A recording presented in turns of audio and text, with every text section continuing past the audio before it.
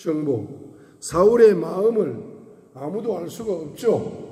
사울의 마음을 가장 가까운 아들 요나단이 그 사울의 왕의 의중을 파악해낸 겁니다.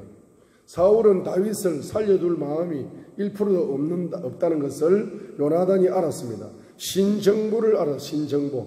왕의 마음속에 있는 신정보를 알았습니다.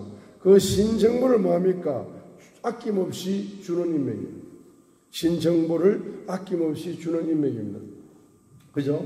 그 신정보를 받으면은 그 정보 때문에 인생을 돌파해 나갈 수 있는 무기가 되는 겁니다. 그렇죠? 자, 그러면서 이제 같이 울었다. 마침내 다윗이 더 심하게 울었더라 했습니다. 함께 눈물을 흘릴 수 있는 인맥입니다. 그렇죠? 눈물을 흘릴 수 있는 인맥이다. 눈물이 섞이는 인맥입니다.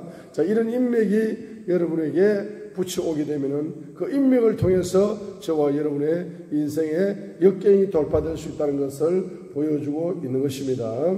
자, 그러면서 사무엘상 22장 11절과 19절에 보시면은, 자, 21장 1절에 보면은 다윗이 바로 제사장 도시인 아히멜렉을 찾아갑니다. 노업으로 찾아갑니다. 노업으로 찾아가야 되는데 결론적으로 어떻게 됩니까?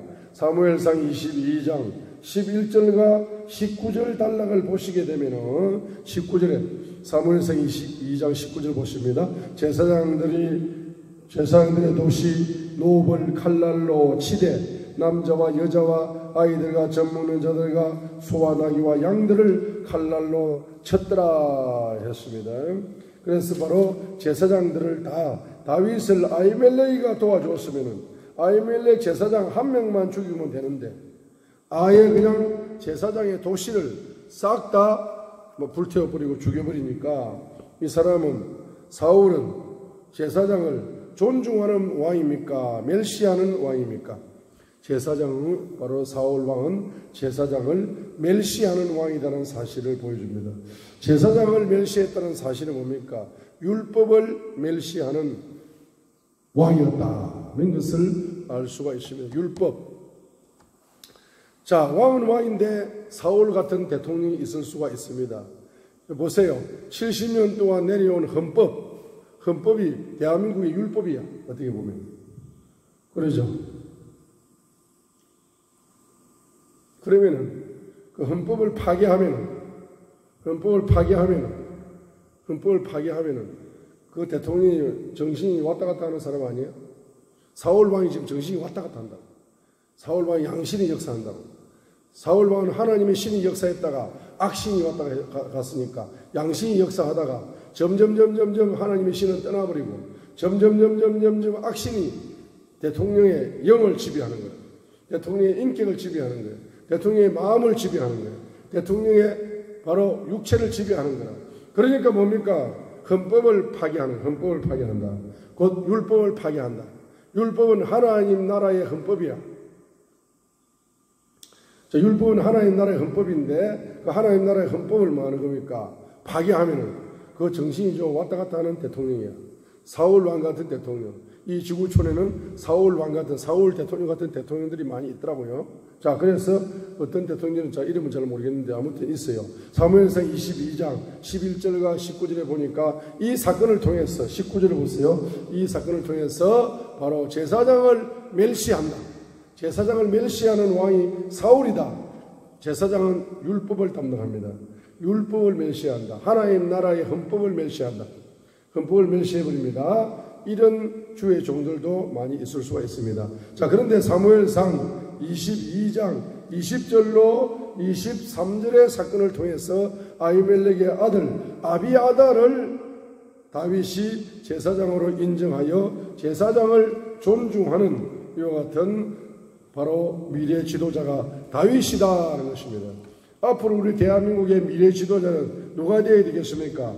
자유민주주의의 헌법을 고수하고 지키고 사랑하고 존중하는 자가 미래의 지도자가 되어야 되는 거지. 아니면 지도자 되고 나면 헌법을 쓰레기통에 던지려고 그러고 헌법을 변개시키려고 그러고 헌법을 변질시키려고 그러고 헌법에다가 말입니다. 빨간색 물감을 떨어뜨리려고 하는 거예요. 이런 사람들이 말입니다. 앞으로 대통령이 되면 되겠어요? 안 되겠어요? 나라의 미래가 없다 이 말입니다. 자, 그 다윗 같은 지도자를 선택을 하셔야 됩니다. 특별히 제일 중요한 건 대통령은 헌법을 고수하는 게 최고의 기초입니다. 기초도 안 된 사람들이 무슨 지도자가 됩니까? 그러죠. 그래서 기름 부음 받은 제사장을 존중하는 것은 역경 돌파의 열쇠가 되는 것입니다. 여러분 창세기 15장 5절에 보게 되면 하늘의 별처럼 내 후손이 하늘의 별처럼 많아질 것이다 라고 창세기 15장 5절에서 자식이 없는 아브라함에게 하늘의 별처럼 내 후손이 많아질 것이라고 주님께서 말씀을 하게 되니까 그 말씀을 창세기 15장 6절에 아브라함이 믿었습니다. 아브라함이 믿었다는 것은 바로 이 믿었다는 것은 이루어질 수 없는 불가능한 예언을 하는 겁니다. 하나님께서 창세기 15장 5절 불가능한 예언. 자식이 한 명도 없는데 하늘의 별처럼 네 후손이 하늘의 별처럼 헤아릴 수 없이 많아질 것이다. 자식이 한 명 있고 이런 예언을 주면 믿어지겠는데 자식이 한 명도 없는데 네 후손이 하늘의 별처럼 많아질 것이라는 상상을 초월하는 불가능할 것 같은 예언을 창세기 15장 5절처럼 주님께서 예언을 주십니다. 그러면 그 예언을 믿음으로써 예언을 주신 주님을 존중하는 거죠. 주님을 존중하니까 주님께서 아브라함을 의인이다, 의롭다라고 인정을 하는 겁니다. 그래서 기름 부음 받은 엘리 제사장을 존중했습니다. 누가 존중했습니까? 한나가 존중을 한 거라. 기도하지 않는, 영적으로 열리지 않는 그 엘리 제사장의 입에서 나오는 그 축복 기도를 그대로 믿어버림으로써 엘리 제사장을 존중했다는 것은 바로 한나가 뭘 존중한 겁니까? 율법을 존중합니다. 율법을 존중했습니다. 율법을 존중하니까 뭡니까? 복음이 열렸어. 율법을 멸시하면 복음이 안 열립니다. 사무엘상 1장에. 아니 무슨 기도도 하지 않고 영적으로 어둡고 이런 목사님이 무슨 평안히 가라. 이스라엘의 하나님이 네 소원을 이루어 주기를 원하노라라고 축복 기도를 한번 받았는데 그 기도가 이루어진단 말이야. 그 목사님이나 잘 되라 그래. 무슨 목사님은 가난하게 살면서 목사님은 그렇게 살면서 남을 축복한다고? 그게 무슨 믿어지지도 않는 이야기네. 그런 건 빨리 믿지도 않아. 보세요. 이렇게 말입니다. 멸시를 할 수가 있습니다. 그 멸시를 한다는 것은 뭡니까? 제사장이 축복을 해주는데 제사장의 축복의 메시지를 멸시를 하고 쓰레기통에 집어 던져버린다는 것은 율법을 멸시하는 겁니다. 율법을 멸시하게 되면은 자기의 소원이 이루어지는 복음을 경험할 수 없어요. 지금 말입니다. 한나가 사무엘을 낳는 것은 복음이야. 한나의 관점에서는 복음 중에 복음이 뭡니까? 복음 중에 복음이 기쁜 소식이 뭡니까? 임신해가지고 아기를 낳는 것. 한나의 입장에 한나의 복음은 말이면 사무엘을 낳는 것이 복음이잖아. 그러죠. 그럼 한나가 사무엘을 그냥 낳았습니까? 바로 엘리 제사장, 무능한 제사장, 기도의 연계가 열리지 않는 제사장, 설교도 뜨드드드 경상도 사투리나 섞어가 하는, 예?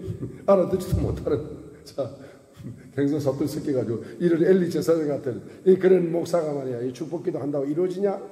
하면서 그걸 멸시하는 순간 아기를 임신하지 못하고 사무엘이 태어나지 못합니다. 그렇죠? 여러분의 소원이 이루어지는 게 복음입니다. 기쁜 소식입니다. 한나는 아기를 임신하고 한나를 낳는 것이 사무엘을 낳는 것이 뭡니까? 복음이야, 복음. 그 복음으로 여러분 복음이 되려면은 바로 율법을 존중해야 된다. 엘리 제사장을 존중해야 된다. 제사장의 축복권을 존중해야 된다 이 말입니다. 그걸 가르치고 있지 않습니까? 그래서 여기에 말입니다. 역경을 돌파하시려면 한나가 이렇게 해서 역경을 돌파합니다. 한나는 번인나가 계속 괴롭히면서 인생에 여러 가지 역경을 경험했습니다. 그러죠? 남편의 위로도 먹히지 않습니다. 그러죠? 인생에 너무 역경이 심해가지고 자식을 못 낳는 스트레스가 자살할 정도로 힘들어요. 번인나가 괴롭히면서. 그죠? 자기 자신의 마음이 용납이 되지 않습니다. 여자가 태어나서 아기를 못 낳는 이거 완전히 불구자 아니야. 이거 완전히 뭡니까?